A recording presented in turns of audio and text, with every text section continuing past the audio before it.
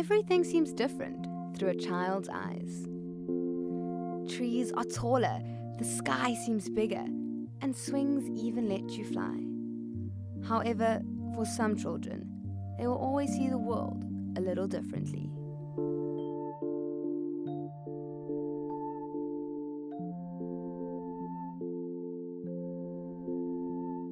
I was bewildered in the very beginning because we didn't know what the problem was, but I knew there was something seriously wrong with her. Joanne was this weird person. It is a complex development neurological disorder. I didn't understand her, she didn't understand us, she didn't want to have anything to do with us. Some of the symptoms are lack of eye contact, She made strange noises. lack of responding to your name. Nobody would tell us, so it was very bewildering and confusing to know how to deal with her and how to deal with my own emotions.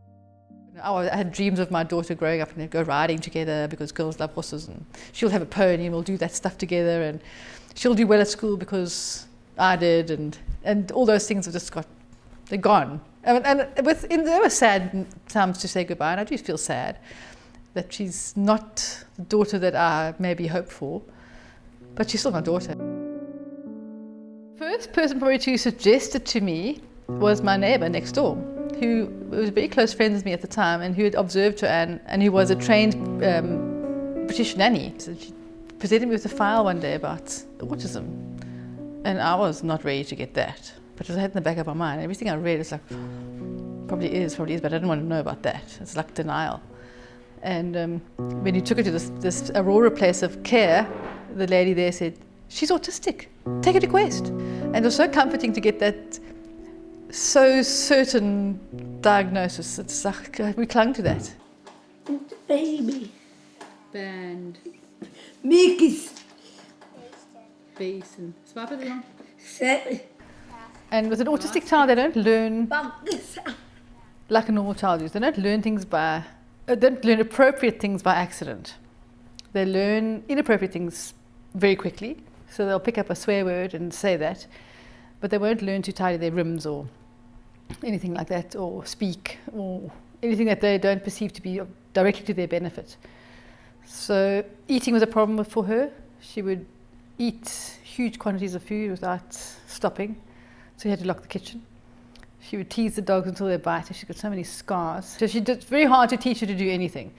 I always say it's 100,000 times that she learns, because she's resistive to learning. She doesn't have a natural desire to learn stuff. Joanne started with us in January last year, 2012. Before that, she was at home for about 5 years, and before that, she was at the Quest school. She's got minimal speech, but the last few weeks, her parents have noticed that her speech has increased a lot. So her program with us at school, it's very life skills orientated because of her age. Because she's 17 years old, we feel that she needs to have a skill. She needs to be independent, making herself a cup of tea, a sandwich, that sort of thing. Even doing dishes, hanging up, washing, that's, to teach her independence. So for us, her main goal since she started with us is to teach her independence, to give her life skills so that one day when she leaves, she's able and capable of looking after herself. With us, we cater specifically for that child's needs. So like I said, the programs are individual, they cater for that child's needs. We also are very visual. They have visual schedules, so if the learner struggles to read, at least they can understand the pictures and they can follow through on the pictures on what needs to be done. In a mainstream school, teachers unfortunately can't cater for every child's individual needs. Predominantly, I would say I'm her carer, because she still can't look after herself without help. So if I take her down to the horses, I've got to watch out that she doesn't tease the horses to the point that they'll kick her or bite her. We have a lot of time at the stables with her now, which is great, because that's something I wanted. Maybe I didn't get everything that I wanted with her, but we both love being around the horses, so we have some good times there. We try and focus on what she can do now. So it's come to the point of acceptance. You can't change it. And my therapist said to me once, she said, you've got to live with hope and hopelessness together. You always hope that Joanne will get better or learn something, but you've got to realise that she's disabled and that you've got to live with hopelessness at the same time.